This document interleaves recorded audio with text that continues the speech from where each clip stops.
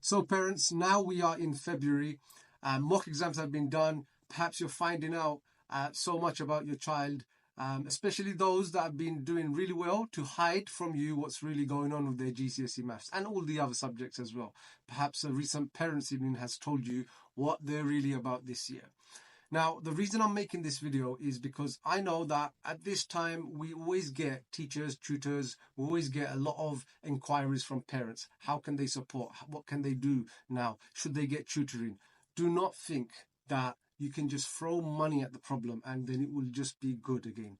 It takes time. Those people that are, guaranteeing success, that your child can go from here to there in just short space of time, I'm not going to tell you that, because at the end of the day, it's not me doing the exam. If I was doing the exam for them, yeah, they'll get that grade, right? But they're the ones that are going to do the exam. They're the ones that have to take in that content. And there's such a little time left right now, okay? There's not much time left at all.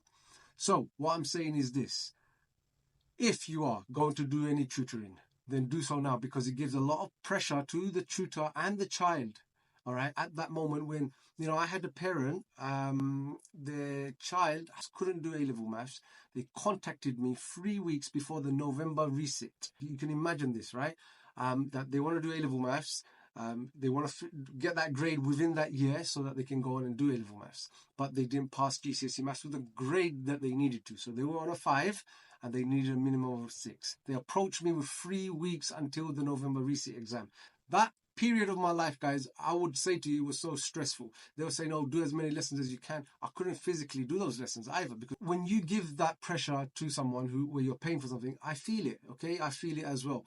Alhamdulillah, we got through, okay? But it was very tough and I wouldn't like to do it again. So I'm saying, if you are going to throw money at the problem, then be wise about it, okay? Don't think that you can just leave a few weeks and miracles would happen, right? So that's my advice to you guys. Get planning early. And it's not just about tutoring. Make sure that you are watching what your kid is doing and controlling what you can control at home. Okay, make sure that they're coming home, spending enough time every evening on their work, not on their phones, not playing games, not going out.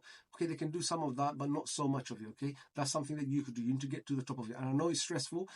As parents, we've got our own responsibilities. We're gonna have to, we're putting food on the table and everything else. Okay, and this is just added headache, added pressure. All right, but there is things that we can do. If we do that little bit of sacrifice at this stage for these little people, our children, then great dividends, inshallah, after many years.